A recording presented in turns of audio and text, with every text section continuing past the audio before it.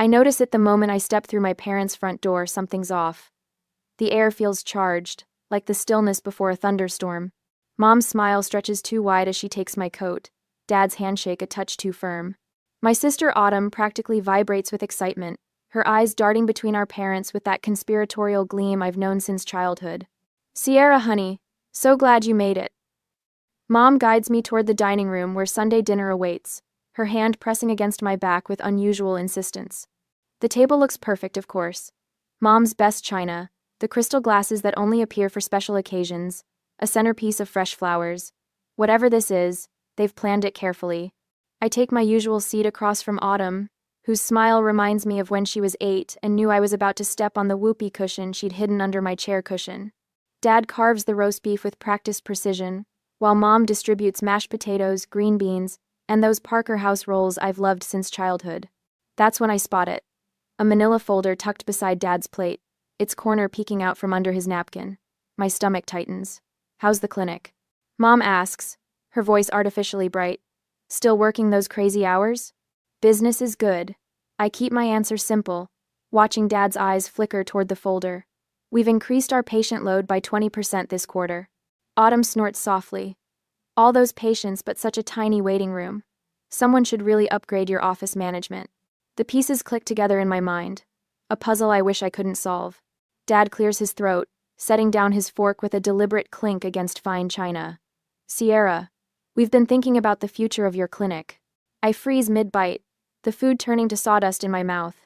Mom jumps in smoothly, as if they've rehearsed this. "Family businesses need family management, dear. Your father and I have been discussing how to keep healing hands in the family long term." "It's not a family business," I say carefully. "I built it myself." "With our support," Dad counters, reaching for the folder. "And now Autumn has an excellent proposal that will benefit everyone." My sister straightens in her chair, practically preening. "I've worked up a business plan to become your practice manager.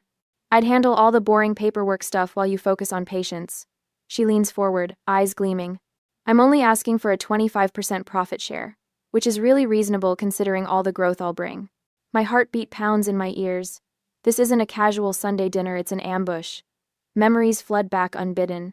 Double shifts at the hospital cafeteria during physical therapy school, sending money home to help Autumn through her freshman year of college while I ate ramen in a one-room apartment with furniture rescued from curbsides. Midnight study sessions after 14-hour clinical rotations. The $187,000 in student loans that still drain my checking account each month.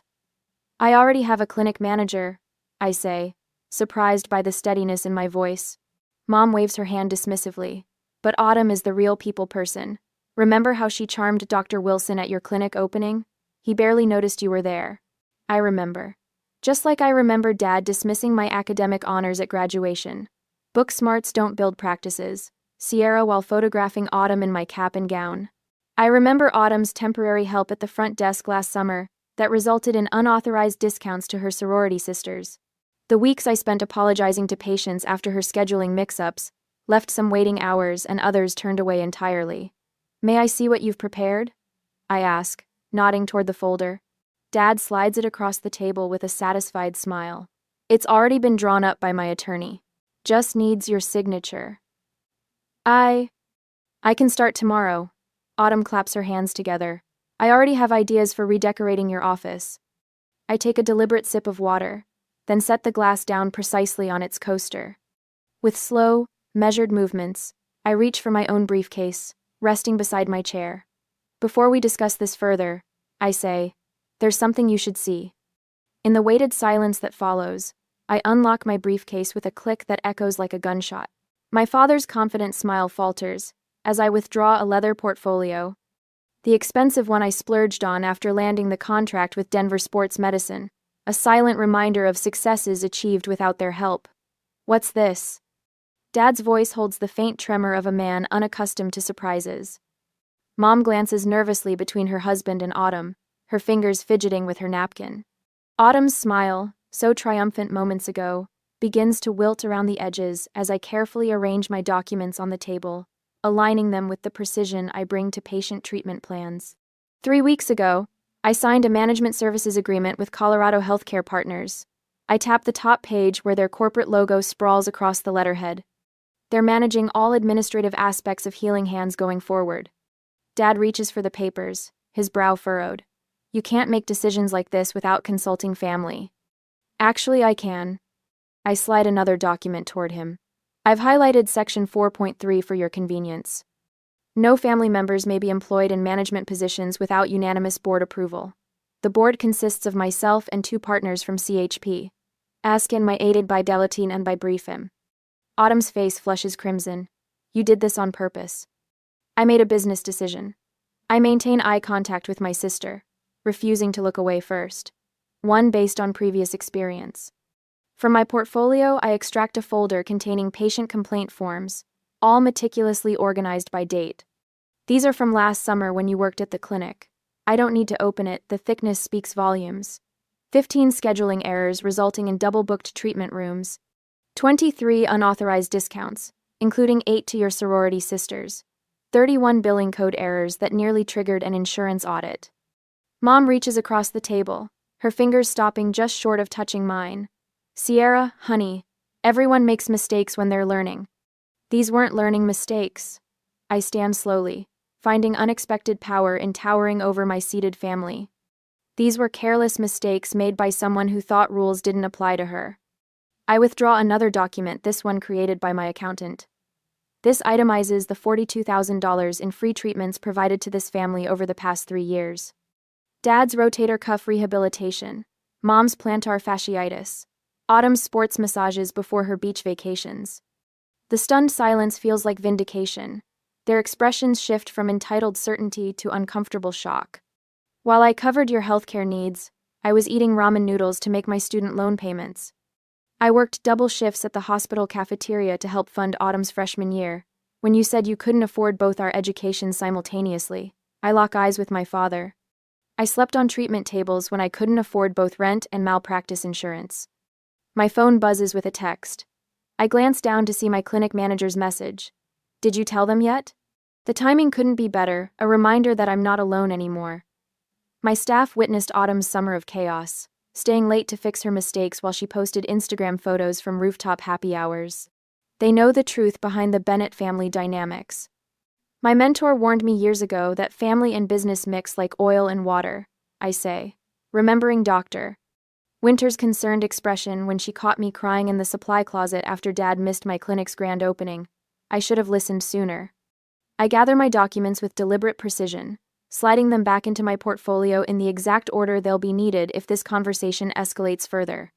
The methodical movement calms me, just like when I organize treatment supplies before a difficult patient session. We can negotiate. Dad's voice has lost its authoritative edge, replaced by the tone he uses when a business deal starts slipping away.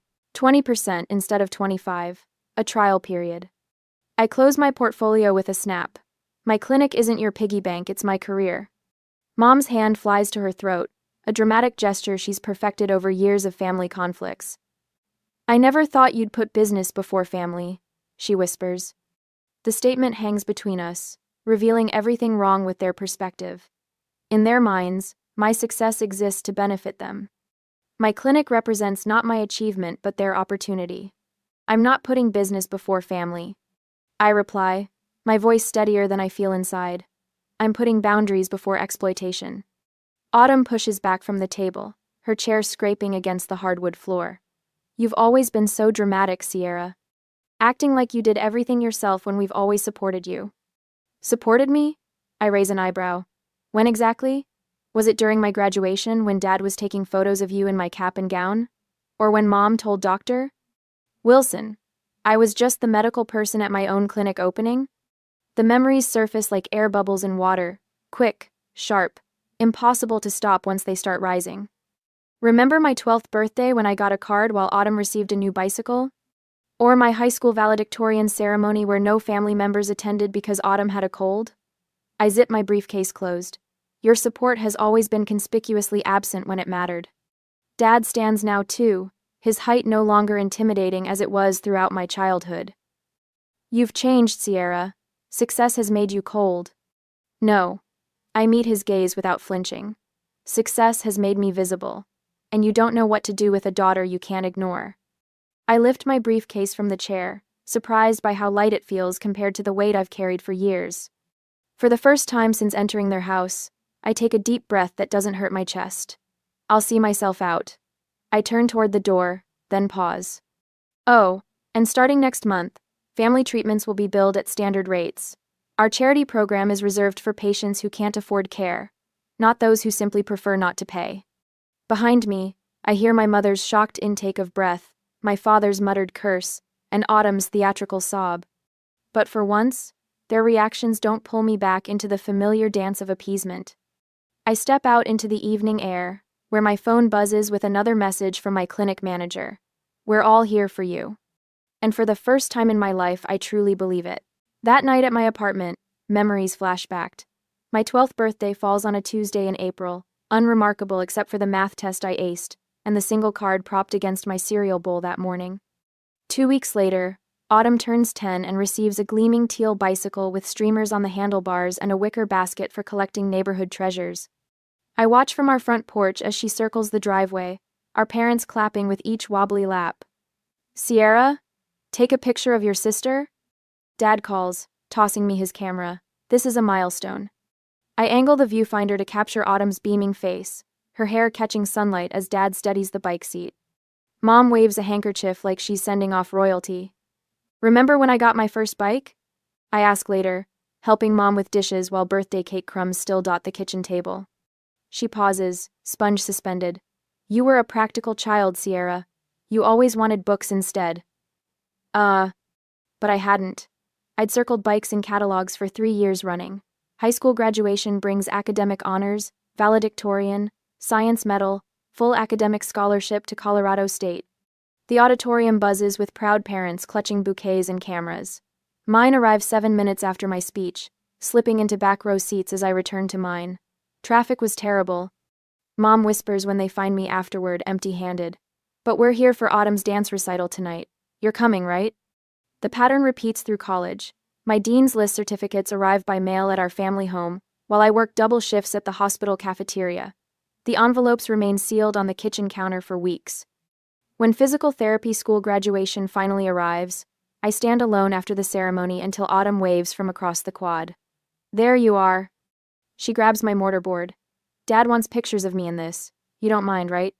For 20 minutes, I watch my parents photograph my sister wearing my hard-earned cap, their backs to my honors cords and the diploma case clutched in my hands.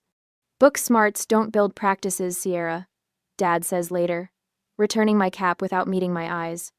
4 years after graduation, I'm hunched over my laptop at midnight, the clinic dark except for my office light.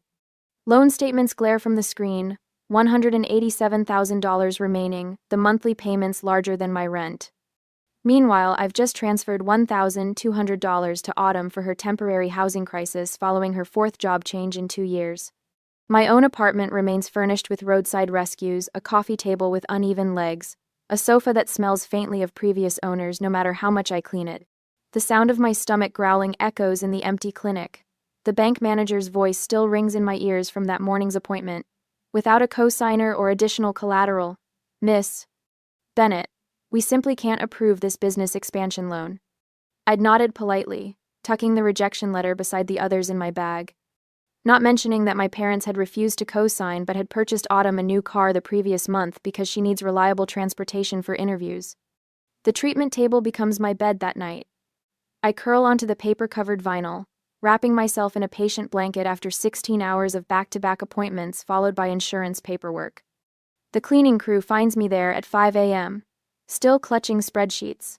6 months later, when Healing Hands Physical Therapy finally opens in its own space, not just a rented room in someone else's clinic, my parents stop by for 15 minutes between Autumn's bridal shower and their dinner reservation. "It's nice," Mom says, glancing at her watch, "like a real doctor's office." Dad peers at my framed credentials. "Just remember, it's always about the people, not the degrees." They leave before the small reception begins, missing the champagne toast from my 3-person staff and the ribbon-cutting photo for the local business journal. The summer Autumn decides to help out at the front desk becomes a professional nightmare. Her sorority sisters receive unauthorized discounts while regular patients find their appointments rescheduled or canceled entirely. Insurance forms pile up unprocessed until late night hours, when I discover them stuffed into desk drawers. They were so boring. Autumn explains when confronted. Besides, they're just old people with Medicare. They don't have anywhere important to be. After she leaves, I spend weeks making personal calls to every affected patient, rebuilding trust one apology at a time. The turning point comes unexpectedly during a meeting with Blue Shield's regional provider representative. The stern-faced woman across my desk has rejected our previous 3 claims submissions. Miss Bennett, your documentation simply doesn't meet our standards for... I slide a folder across the desk, interrupting her practiced rejection. These are revised protocols I developed, specifically addressing your guidelines. I've cross-referenced each treatment code with your latest manual. Her eyebrows rise as she flips through meticulously annotated pages. You did this yourself? Every night for 3 weeks. Her assessment is blunt. Most providers just argue or give up. 3 days later, the insurance company approves our entire claims backlog. Within months, physician referrals increase as word spreads about our exceptional documentation and outcomes. The first profitable month arrives after 2 grueling years. I stare at the accounting software late one night, verifying the numbers 3 times before allowing myself to believe them. No one is there to celebrate with me, but for once, the silence feels like power rather than abandonment. I realize something profound as I lock up that night. My invisibility has become my superpower. While my family focused on Autumn's charm and social connections, I built something substantial in the shadows.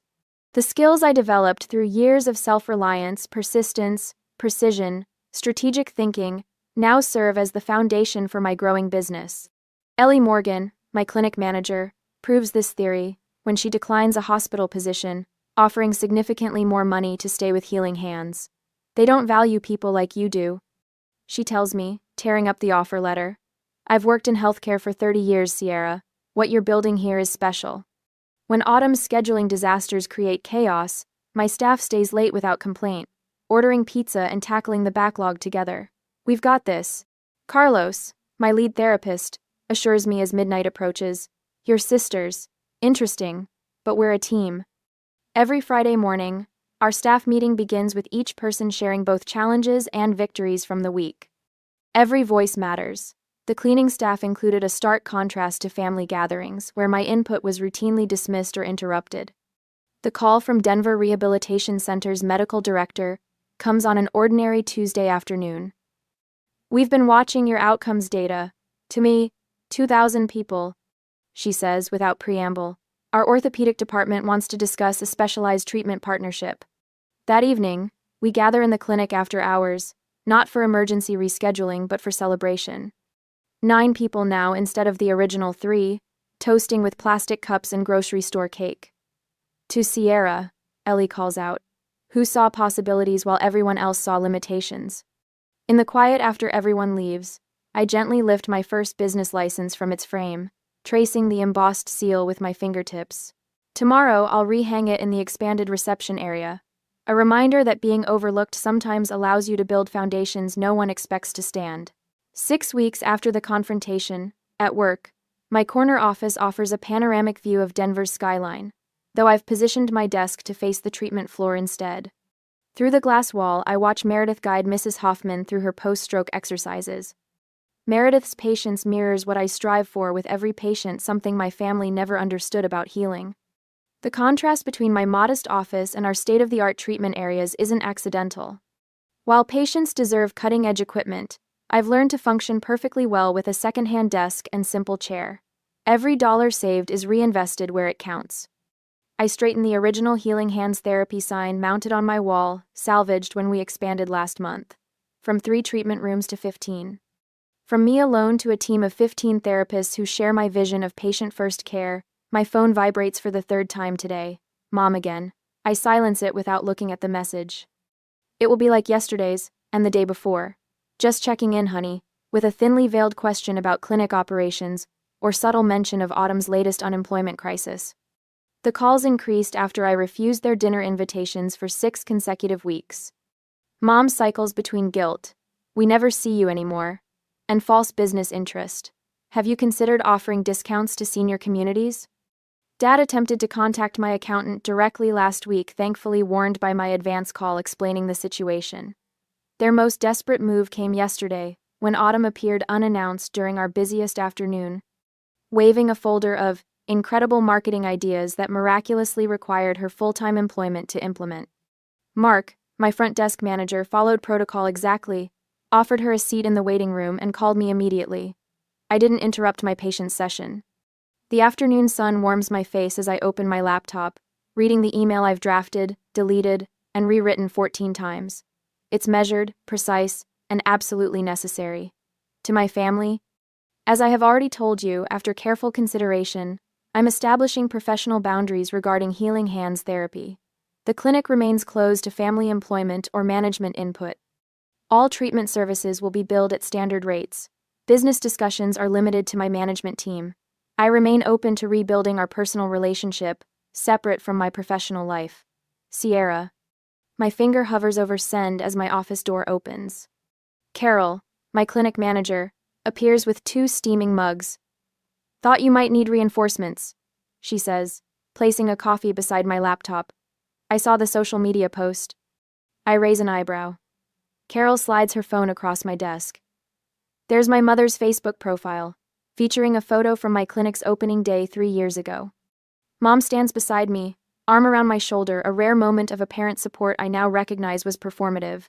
So proud of my daughter Sierra's vision with healing hands therapy. We've always believed in her healing touch. Proud mama, family business. The timestamp shows it was posted 20 minutes ago. The hashtag is interesting, Carol says carefully. Family business. The words taste bitter. I click send on my email. They've never paid $1 toward this clinic, never worked an hour here, never believed it would succeed until it did. Community's noticing the disconnect, Carol says. Dr. Reynolds mentioned it last week when he referred that complex shoulder case. I look up, surprised. Said he always sends patients here because you built something genuine, not handed down or gifted. Carol taps my original business license frame. Said he appreciates how you acknowledge your team instead of bragging about your background. The staff meeting last Friday returns to mind, where I credited our growth to the team's dedication rather than my own vision. I'd noticed Autumn's friend Kimberly in the waiting room during the meeting, phone suspiciously angled toward our gathering. Which reminds me, I say, pulling up another email. The scholarship fund is approved. Starting next semester, we'll support 2 physical therapy students with demonstrated financial need. Carol smiles. Your mother called that wasteful charity when she overheard us discussing it. Exactly why it matters. I stand, stretching tired muscles. Any news from the accountant about their latest inquiry? Your father tried charm, then intimidation. Eventually left when Denise mentioned potential harassment charges. Carol's expression softens. There's something else. She pulls a handwritten note from her pocket. Your mother stopped by during lunch. When I explained you were at the Children's Hospital Clinic, she left this. The envelope bears my name in Mom's perfect cursive. Inside, tear-stained paper contains desperate pleas about family misunderstandings and missing my daughter. The final line requests a family meeting to heal old wounds at their house. Naturally, on their terms. My phone chimes with a text from Autumn. Miss you, big sis. Can we talk? Just us? Carol watches me process these latest maneuvers. Your father's letter arrived in yesterday's mail too. Very formal, suggesting family mediation with his attorney present. I laugh without humor. The tables have turned. Their friends are asking questions. Community members are noticing discrepancies between their claims and reality. Through the window, I watch 2 therapists I hired from disadvantaged backgrounds, guiding patients with the skill and compassion I'd fostered in our clinic culture. The afternoon sun illuminates our expanded treatment floor built from my vision, my labor, my persistence, despite years of family dismissal. What will you tell them? Carol asks. I place the note in my desk drawer, joining other manipulative family communications I've documented meticulously. When they're ready for a relationship that doesn't involve exploiting my success, I say, I'll listen. Until then, my priority is protecting what I've built. In the waiting room beyond my office, I notice a familiar face, one of Autumn's sorority sisters who received unauthorized discounts last year. Today, she waits patiently, insurance card in hand, respect in her expression where entitlement once lived. The facade is crumbling, Finally. 2 weeks later, the morning air carries the scent of fresh coffee and possibility as I arrive at Cornerstone Cafe 20 minutes early. My chosen battlefield-neutral territory, with just enough ambient noise for privacy without isolation. I select a corner table with clear sightlines to both entrances and settle into the chair facing the door. Old habits from years of watching for their approval. I arrange my leather portfolio precisely in front of me, its weight reassuring. Inside rests every text, email, and financial record documenting our entangled history. Evidence collected not with malice but with the same methodical care I apply to patient treatment plans. Can I get you something while you wait? The barista approaches with a genuine smile, notepad ready. Just black coffee, thank you. My voice sounds steadier than I feel. The ceramic mug arrives moments later, steam rising like the tension in my chest. Through the window, I spot them walking from the parking lot. Dad's shoulders square beneath his golf polo, Mom fidgeting with her pearl necklace, Autumn's confident stride betrayed by her nervous glances at our parents. They've coordinated their outfits in cream and tan tones, a united front. The bell above the door chimes as they enter. The moment they spot me, their expressions shift subtly. Dad's jaw tightens. Mom's smile freezes. Autumn's eyes narrow at the portfolio before me. Sierra, honey. Mom reaches to hug me, but I remain seated, forcing her to awkwardly pat my shoulder instead. This is cozy. We would have preferred dinner at home, Dad says, settling into the chair opposite mine. Family matters should be discussed privately. This isn't just a family matter. I tap my finger on the portfolio. This concerns my business. Autumn slides into the chair beside Dad, her perfume overwhelming the coffee aroma. We brought muffins from that bakery you like. She pushes a paper bag toward me that I don't touch. A waitress appears, takes their order, and disappears with practiced efficiency. The moment she's gone, Dad leans forward, hands clasped on the table. Blood is thicker than water, Sierra. His voice drops to that authoritative tone he used when I missed curfew at 17. Family stands together, especially in business. Mom reaches across to squeeze my wrist. We've always been proud of you, sweetie. Always. Your father and I tell everyone about our brilliant daughter, the doctor. Physical therapist, I correct automatically. Doctor of physical therapy, Autumn adds, with surprising accuracy before launching into her rehearsed speech. Speaking of which, I've been thinking about our last conversation, and I realize I came on too strong, so I've drafted a new proposal. She produces a sleek tablet from her purse.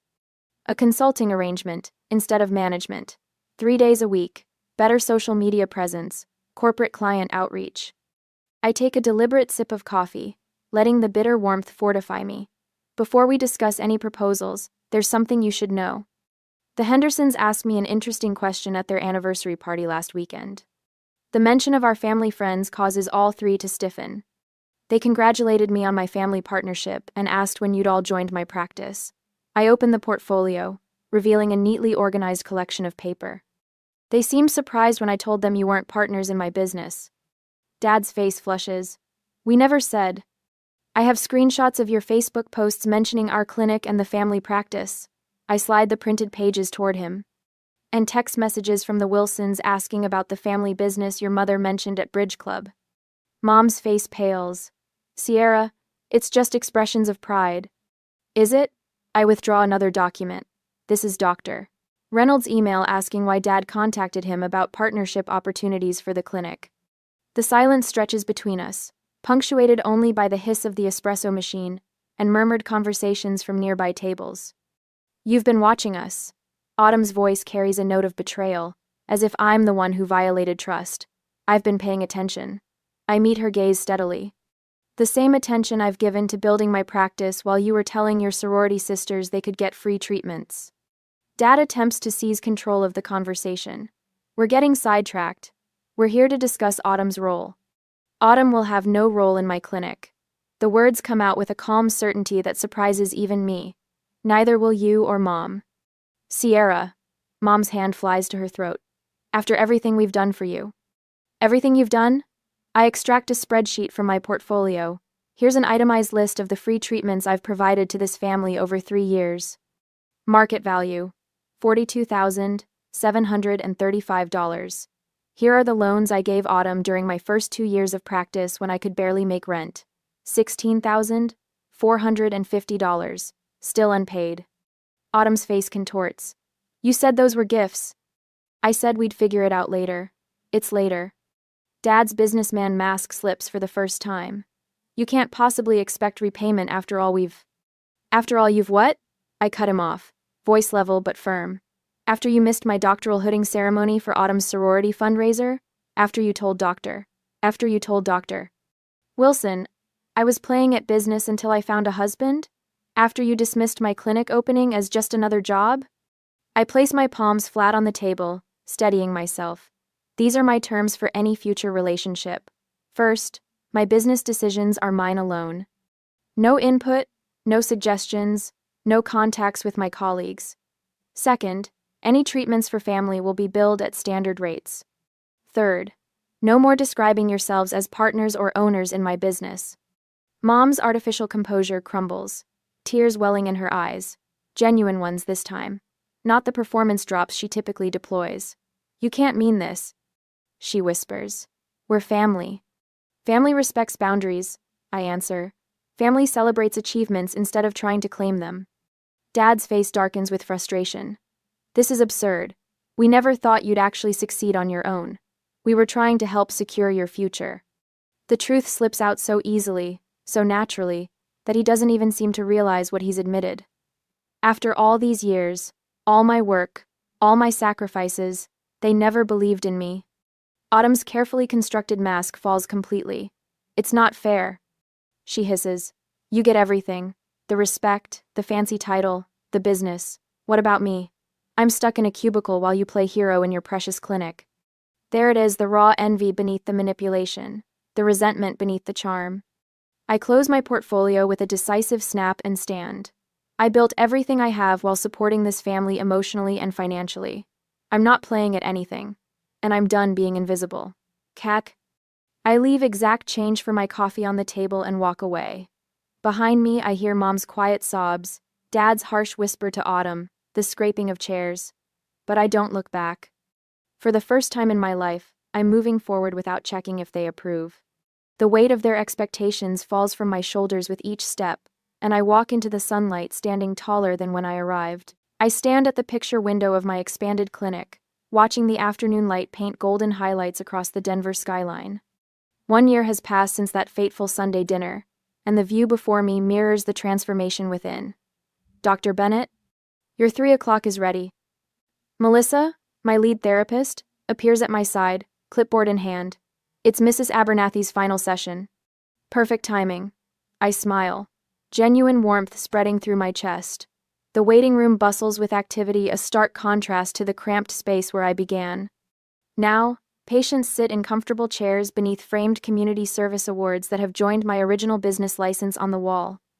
The waiting list for new patients stretches 2 months out, a testament to the reputation we've built. Mrs.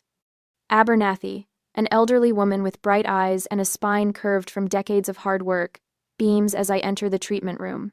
There she is. She announces to no one in particular. The miracle worker herself. I laugh, setting her chart aside. The miracle was your dedication to the home exercises. Nonsense. She waves a weathered hand. My grandson says you're the best in Denver. And that boy researches everything. As I guide Mrs. Abernathy through her final stretches, I catch my reflection in the treatment room mirror. The tight shoulders and defensive posture that once characterized my stance have softened. I stand taller now, grounded in my worth. Later, I welcome 3 new graduates to my mentorship program. They gather around the conference table, eyes bright with the same determination that once fueled my midnight study sessions. The most important thing I can teach you isn't a technique, I tell them, perching on the edge of the table. It's knowing your value. In this profession, you'll give constantly. Make sure what you're giving is respected. After they leave, I review the latest figures for our pro bono program serving underserved patients. The initiative now comprises 15% of our practice, a percentage that would have terrified me last year but now fills me with purpose. My phone buzzes with a text from Leah, my closest friend and leader of our professional women's support group. Ready for tonight? Your turn to share. A flutter of nervousness dances through my stomach. Tonight marks the first time I'll publicly share my full journey, family struggles included. The thought both terrifies and liberates me. Before leaving, I check my personal email. Mom has sent photos of her volunteer work at the community garden, her third message this week, that doesn't demand anything from me. Small steps, but genuine ones. Dad's name remains absent from the sender list. Some wounds need more time than others. A separate email contains a job announcement from Autumn, her first position at a corporate office with no connection to my clinic. The message lacks her usual excessive exclamation points, a subtle sign of her growing independence. The evening sun casts long shadows as I arrive at Leah's home for our monthly dinner. Unlike my parents' dining room with its oppressive formality, this space hums with authentic conversation. My chosen family of colleagues and friends pass dishes family style, their laughter a healing balm. To Sierra, Melissa raises her glass. Who taught us all that standing your ground isn't selfish, it's necessary? As applause ripples around the table, I think of the scholarship I've established for PT students from challenging backgrounds, the boundary-setting workshop I'll lead next month, and tomorrow's launch of our specialized vestibular rehabilitation program. When dinner concludes, I step onto Leah's back porch. The mountains rise majestically against the horizon, steadfast and immovable, much like the boundaries I've learned to maintain. You look peaceful, Leah says, joining me. I am. I breathe deeply. I finally understand that I can heal my patients without sacrificing myself in the process. Tomorrow, I'll treat an elderly man with the same care I once lavished on family members who took without gratitude. The difference is, he'll look me in the eye and say thank you, and I'll know I've been seen. I'm Sierra Bennett. I whisper to the mountains, and I heal people who value the healing.